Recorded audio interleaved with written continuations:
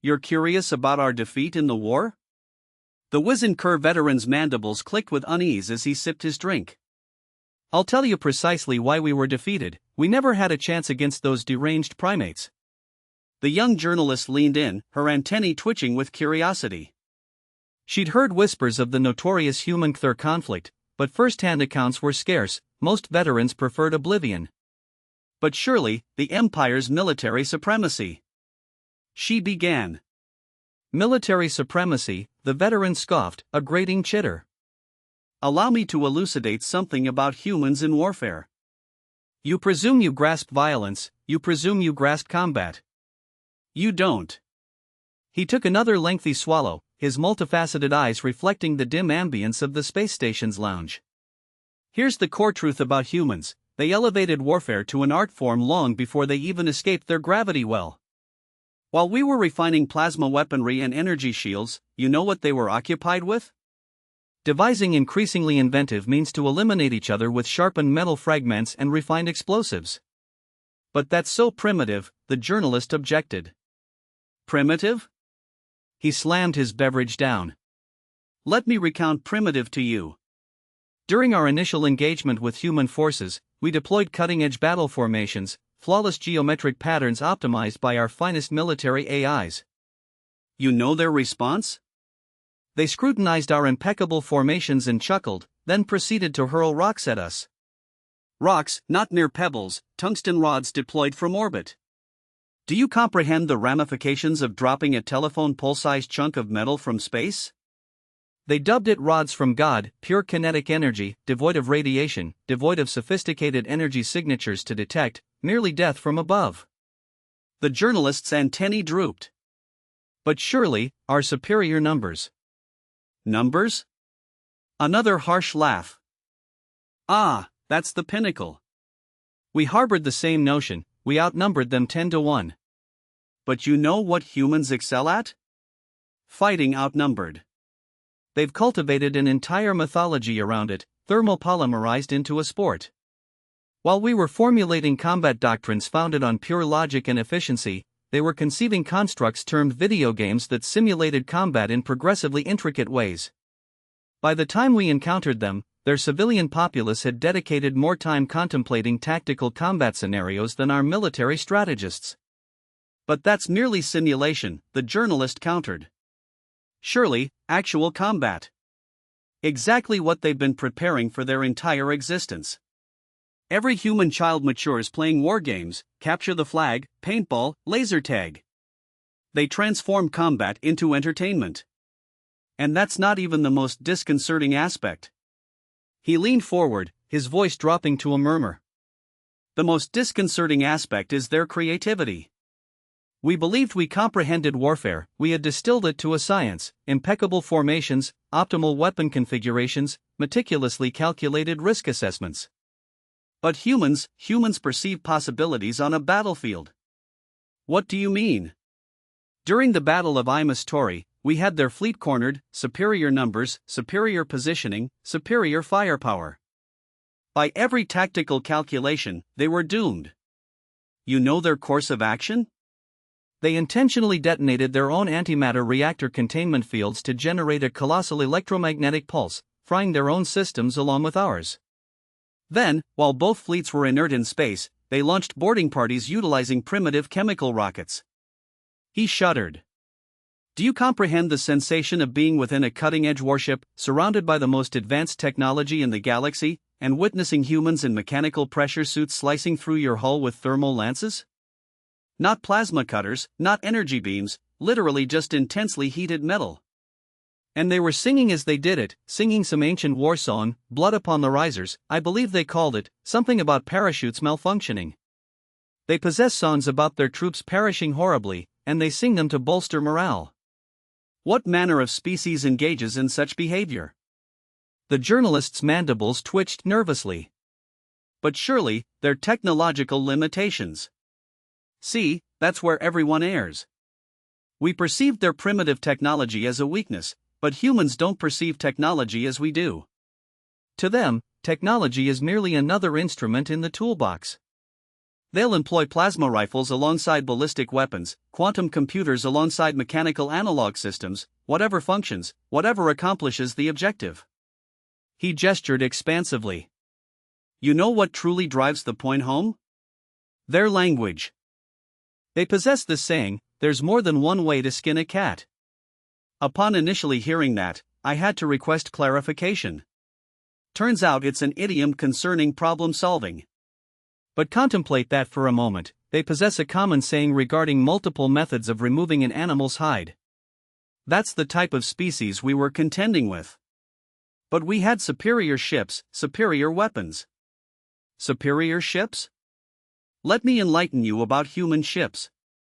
While we were constructing elegant vessels with impeccable symmetry and optimal energy distribution, humans were essentially strapping engines to colossal metal chunks. Their ships weren't elegant, they were brutal, over-engineered monstrosities designed to endure a pounding and persist in fighting. They didn't even bother with proper energy shielding on their smaller vessels, simply slapping on layers upon layers of armor and deeming it good enough. He took another drink. And their weapons? Certainly, we possessed more advanced energy weapons, but you know what humans brought to the fight? Everything, literally everything: energy weapons, projectile weapons, kinetic kill vehicles, chemical weapons, biological weapons. If it could inflict harm, they weaponized it. They even weaponized information, mimetic warfare, psychological operations. They didn't merely seek to defeat us militarily, they sought to shatter our will to fight. They studied our culture, our psychology, our social structures, then they exploited that knowledge against us, initiating the dissemination of rumors, stories, urban legends, creating doubt, fear, uncertainty. By the war's conclusion, we had troops surrendering because they'd heard humans could detect fear and would grant you a swifter death if you didn't resist. The journalist's antennae twitched rapidly. But that's preposterous. Of course it was preposterous, but that's the crux of the matter concerning humans and warfare. They disregard preposterousness, they prioritize effectiveness. If something functions, they'll employ it, regardless of how peculiar or primitive it may seem. He drained his glass. But you wish to ascertain the genuine reason for our defeat, the absolute, fundamental reason why humans are unbeatable in warfare? Because they relish it. Not the killing, not the death, well, some of them do, and those ones are terrifying, but the challenge, the problem solving, the strategy and tactics. They treat warfare like a game, like a puzzle to be solved, and they're exceedingly adept at solving puzzles. He gestured to the bartender for another round. You know what they did following our surrender? They extended an invitation to our military leadership to something termed a paintball tournament, asserting that it would be conducive to fostering post-war relations. Thus, there we were, the highest-ranking survivors of our military, being pelted with balls of colored dye by laughing humans who treated the entire affair like some form of party game. That's disturbing, the journalist remarked. Disturbing doesn't even begin to encompass it. You know what their civilian populace was engaged in during the war? Constructing model replicas of our ships and vehicles for entertainment, creating simulated battles in their video games, penning speculative fiction concerning divergent paths the war could have taken. Their entire society is geared toward contemplating, analyzing, and savoring conflict. He leaned back, his multifaceted eyes reflecting the starlight visible through the station's viewport. So, you desire to comprehend why we were defeated? Because we were fighting soldiers, while they were fighting warriors. We were fighting with science, while they were fighting with art. We were fighting because we were compelled to, while they were fighting because they dedicated their entire existence awaiting an opportunity to prove themselves against an alien adversary. The journalist remained silent for a protracted moment, processing this information. Finally, she inquired, "Do you believe they'll ever evolve, become more civilized?" The veteran chittered with dark amusement. Civilized? They are civilized. That's what renders them so perilous. They've managed to sustain their warrior spirit while constructing a sophisticated civilization. They possess ballet dancers who practice martial arts, scientists who play war games in their leisure time, politicians who hunt for sport. Their entire culture is founded on the notion that one can be simultaneously civilized and dangerous. He gestured to a group of humans at the far end of the bar who were cheerfully arm wrestling while placing wagers. Observe them at this moment, they're merely having fun, engaging in amicable competition. But I've witnessed the ramifications when you push them too far, when you threaten their worlds, their people, their way of life. They cease being civilized with remarkable alacrity, and then you comprehend why every species that has ever fought them has ultimately either perished or surrendered. And what's that? Because humans don't merely practice warfare, they don't merely study it, they don't merely savor it, they transcend it. They transform violence into art, conflict into dance, battle into symphony.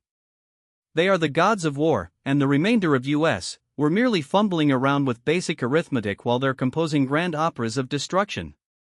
He finished his drink and rose, his mandibles clicking softly. Thus, the next time someone informs you that humans are primitive because they persist in utilizing projectile weapons, or backward because they maintain standing armies, or uncivilized because they relish combat sports, recall this conversation. Remember that every piece of primitive technology they retain is because they've discovered a utility for it that our advanced civilization never contemplated. Remember that their backward military traditions have been honed by millennia of perpetual warfare. And remember that their uncivilized love of competition is what compels them to perpetually innovate and improve. The veteran headed for the door, then paused. Oh, and one further point. Should you ever find yourself engaged in a conflict with a human, surrender instantaneously. Because if you don't, they'll seize whatever you're fighting with, ascertain its functionality, enhance upon it, and then employ it against you. And they'll likely be humming a cheerful tune while they do so. With that, he chittered one last time and departed, leaving the young journalist to ponder the implications of a species that had transformed warfare into an art form, and why that rendered them the most terrifying warriors in the known galaxy. The humans at the far end of the bar were now singing something concerning a grand old Duke of York who had 10,000 men. The journalist resolved that she didn't wish to know the remainder of the lyrics, certain questions were best left unanswered. The journalist was on the verge of departing when one of the humans from the singing group approached the bar adjacent to her. He was clad in what appeared to be a formal military uniform, albeit the abundance of colorful ribbons and medals seemed almost gaudy to her Cacker sensibilities. "Couldn't help but overhear some of your conversation," he said casually, ordering something termed a whiskey. "Your friend there got some things right, but he missed the best parts." Her professional curiosity prevailed. Best parts? The human grinned, and she noted with mild alarm that humans displayed teeth when expressing amusement, a gesture that would signal imminent violence in most civilized species. "Oh yeah. See, your veteran friend there, he only saw us during wartime. That's like watching the finale of a performance without seeing any of the rehearsals." He settled onto a bar stool, and the journalist found herself unconsciously recoiling from his casual confidence. "Did you fight in the war?" she asked. "Nah, I was just a kid then. But I've studied it, we all have. It's required learning now how not to start an interstellar war 101. He chuckled, though honestly, it should be called how to end one really quickly if someone else starts it. He gestured to the stars visible through the viewport. "Look out there. You know what most species see? Resources, territory, strategic positions. You know what humans see? Every science fiction story we've ever written, every space battle we've ever imagined, every heroic last stand and desperate gambit and clever strategy we've ever dreamed up." The human's expression grew serious. "But you want to know the real kicker, the thing that truly makes us dangerous? What's that? We don't actually want to fight. We prepare for war constantly, obsessively, but our greatest heroes are the ones who find ways to avoid it. We celebrate the commanders who win without fighting, the diplomats who prevent conflicts, the leaders who maintain peace." He finished his drink. "That's what makes us the gods of war, we understand it well enough to know when not to use it. Your veteran was right about us turning warfare into an art form, but he missed the most important part. Like any true artist, we know that our greatest works often come from choosing not to create at all." The human stood up, straightening his uniform. "That's why we're here now, drinking together in this bar instead of shooting at each other in space. Because as much as we excel at warfare, we're even better at figuring out ways to avoid it." He smiled again, and this time the journalist didn't flinch at the sight of teeth. "Just remember, the only thing humans love more than a good fight is a good reason not to have one. With that, he returned to his companions, who were now attempting to sing something about 99 bottles of beer on a wall. The journalist glanced down at her notes, then up at the stars, and finally understood why humans were considered the gods of war. It wasn't because they were the best at fighting, it was because they were the best at understanding why not to. She had her story, but somehow she suspected it wasn't the one she had originally set out to write. Behind her, the humans started singing again, this time something about a buffalo soldier in the heart of America. She decided that some songs, like some species, were best appreciated from a safe distance, preferably from behind several layers of reinforced armor, just to be safe. As the journalist processed the human officer's words, she noticed something odd about the bar's atmosphere. The ambient noise had shifted, the singing had ceased. She turned to see what had caused the change and found the human group staring at a news broadcast on the vidscreen. Breaking news: pirates had attacked a civilian transport near the Carina Nebula. Not just any transport, a refugee ship carrying children from the war-torn Riel sector. The change in the humans was immediate and dramatic. Gone were the smiles, the casual postures, the friendly banter. Their expressions had turned to stone, and the journalist felt a primitive shiver run down her thorax. This, she realized, was what the veteran had tried to warn her about. A new human approached her table, female this time, wearing civilian clothes but moving with an unmistakable military bearing. Without asking, she sat down. "You want to know why we're really the gods of war?" the woman asked, her voice quiet but intense. "Watch what happens next." "What do you mean?" "Those pirates, they just made the biggest mistake of their lives. They broke one of humanity's fundamental rules." "You have rules for warfare?" The woman's laugh was nothing like the earlier human's friendly chuckle, it reminded the journalist of the sound ice makes when it cracks. "We have rules for everything: codes of conduct, laws of war, Geneva Conventions, rules of engagement." "But some rules." She nodded toward the screen. "Some rules are written in our DNA."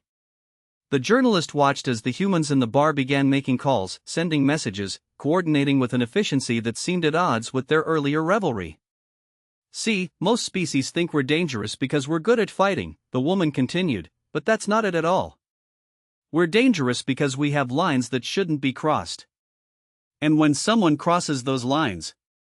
She smiled, and the journalist suddenly understood why some species considered human smiles to be threat displays. "The veteran you spoke to, he saw us during a regular war. The officer, he knows our history, our preparation, our potential. But neither of them showed you what happens when humanity gets truly angry." On the screen, reports were coming in of multiple naval vessels changing course toward the Carina Nebula. Not just human ships, vessels from every major power in the sector. The journalist's antennae twitched in surprise. "How?" "Alliances," the woman explained. "Another thing we're good at. When humanity goes to war, we don't just bring weapons, we bring friends, allies, partners. Because we learned a long time ago that the strongest warrior isn't the one with the biggest guns, it's the one with the most people willing to stand beside them." She gestured to the screen. "Right now, every nation that signed the Terran Accords is mobilizing. Not because they have to, but because they know that if they ever need help, humanity will remember who stood with us." "But it's just pirates, just pirates?" The woman's expression darkened. "They attacked children, refugees, the helpless, the innocent. Do you know what that means in human terms?" The journalist shook her head. "It means the rules just changed. When we fight a regular war, we have restrictions, limitations, ethics. But when someone targets children..." She pointed to the screen, where more ships were appearing. "That's when you see why we're called gods of war." The human officer from earlier appeared beside their table. "Task force is assembled. We're getting reports of similar groups forming in 3 other sectors. Someone's been keeping tabs on these pirates for a while." "Of course they have," the woman replied. "We never forgot." "Never forgot what?" the journalist asked. The two humans shared a look. The officer spoke first. 3 years ago, these same pirates hit another transport. We couldn't prove it was them, but we knew. So we watched, waited, gathered intelligence, built networks, made friends. And now? the journalist asked. The woman's smile was terrifying in its calmness.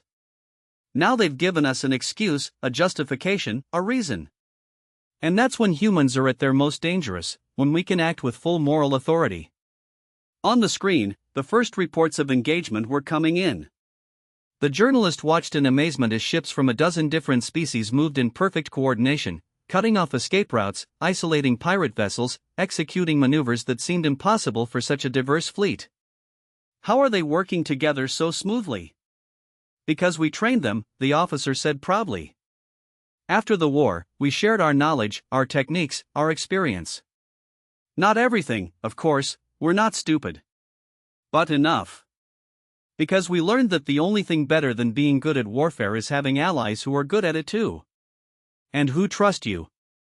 The woman added, trust is a weapon, more powerful than any battleship. The journalist watched as the operation unfolded with ruthless efficiency. Within hours, the pirates were cornered, the refugee ship was secured. And then... Wait, she said. They're offering the pirates a chance to surrender. Of course they are, the woman said. That's rule 1 of human warfare, always offer a chance to surrender, always provide an out. Because the goal isn't to destroy your enemy, the officer replied. The goal is to make sure they never want to fight you again. And sometimes the best way to do that is to show mercy when you have every right not to. The journalist watched as most of the pirate ships surrendered. A few tried to fight, a few tried to run. None succeeded. And that, the woman said, standing up is why we're the gods of war, not because we're the strongest, or the most advanced, or the most brutal, but because we understand that true power isn't about winning fights, it's about choosing which fights are worth winning and how to win them in ways that prevent future fights. She straightened her civilian jacket, and the journalist suddenly realized why her bearing had seemed military. The woman's clothes might be civilian, but the way she carried herself screamed admiral. One last lesson about humans in warfare, the admiral said. We're not just good at fighting wars, we're good at ending them. Sometimes with violence, sometimes with mercy, sometimes with a combination of both, but always with purpose. The officer nodded in agreement. The pirates thought they could get away with it because they didn't understand humanity's rules. They thought that because we sing and drink and play games we're not serious about warfare. They forgot the admiral concluded that gods can be both merciful and terrible, and humanity we've had a lot of practice at being both. The journalist looked back at the screen, where the combined fleet was now escorting the captured pirate vessels to the nearest starbase. The refugee ship was being attended to by medical vessels from 3 different species, and humanity had once again demonstrated why they were considered the gods of war. Not through superior technology, not through greater numbers, not even through better tactics, but through something far more powerful, the ability to unite others in a common cause, to fight with both fury and restraint, and to turn potential enemies into lasting allies. The humans in the bar had resumed their singing, but this time it was different. This time they sang something older, deeper, more meaningful, a song about amazing grace and how sweet the sound. The journalist had heard humans sing several times that night, but this was the first time she understood why they did it. Sometimes even gods need to remind themselves of mercy. The pirate incident had drawn quite a crowd to the station's bar. The journalist noticed a group of younger alien students by their markings gathering around an elderly human wearing what appeared to be some kind of ceremonial uniform. Unlike the active military personnel, his uniform was adorned with aged medals and weathered insignia that spoke of conflicts long past. Is it true? One of the students asked about the great memorial. The old human's eyes crinkled at the corners. You're wondering about how we remember our wars. The journalist found herself drifting closer, data pad at the ready. This was an aspect of human warfare she hadn't considered, how they preserved their martial history on Earth. The veteran began. There's a wall, a simple thing, really black stone polished to a mirror finish. On it are names. Just names, tens of thousands of them. People go there to touch the names, to make rubbings on paper, to leave flowers and medals and letters. But why? A young sentinel asked. Why remember the dead this way? Because every name has a story, the old human replied. Every single one. We don't just remember our victories, you see, we remember our losses, our sacrifices, our mistakes. That's another thing that makes us different. The admiral from earlier appeared silently, taking a seat nearby. The old veteran nodded to her in acknowledgement before continuing. Most species Build monuments to their victories, statues of great generals, memorials to decisive battles. We do that too, but he paused, taking a sip of his drink. We also build monuments to our failures, to our losses, to the cost of war itself. But why? Another student asked. Why? Remember defeat, because that's how you learn, the admiral interjected. That's how you make sure it doesn't happen again. Every name on that wall is a lesson written in blood. The old veteran nodded. We have a saying, those who cannot remember the past are condemned to repeat it. But for humans, remembering isn't just about facts and figures, it's about stories, emotions, connections. He pulled something from his pocket, a small metal object on a chain. This belonged to my grandfather. He fought in what we called World War II, just one of millions. When I was a kid, he didn't tell me about the victories, he told me about the friends he lost, the horrors he saw, the cost of war. That seems counterproductive, one of the students observed. Wouldn't that discourage warriors? The admiral laughed softly. You'd think so, wouldn't you? But it has the opposite effect, because when humans go to war, we don't just carry weapons, we carry memories, stories, lessons learned in blood and fire. Every human warrior, the veteran continued, carries the weight of those who came before, not just their victories, their sacrifices, their losses, their pain. It makes us better warriors because it makes us understand the cost of warfare. The journalist's antenna twitched with interest. Is that why humans seem to approach warfare differently than other species? Partly, the admiral said. Most species view war as a means to an end, a tool, a necessity. We view it as a story that's still being written. Every battle, every conflict, every war, they're all chapters in a book that began when the first human picked up a rock to defend their tribe, and we're still writing it, the veteran added. Still adding chapters, still learning, still remembering. One of the students gestured to the newsfeed still showing updates from the pirate incident. Is that why everyone responded so quickly? Because of memories. Exactly, the admiral said. When we saw that refugee ship being attacked, we didn't just see a current event, we saw every refugee ship that's ever been attacked, every innocent that's ever been harmed, every time someone thought they could prey on the weak and get away with it. We remember, the veteran said softly. We always remember, but it's more than that, the admiral continued. We also remember every time someone stood up to protect the innocent, every time different species came together for a common cause, every time mercy was shown when vengeance would have been easier. The veteran held up his grandfather's dog tags. These remind me of something important about human warfare. We don't fight because we love war, we fight because we remember what happens when good people do nothing. And that, the admiral added, is why we train so hard, why we prepare so thoroughly, why we build alliances and share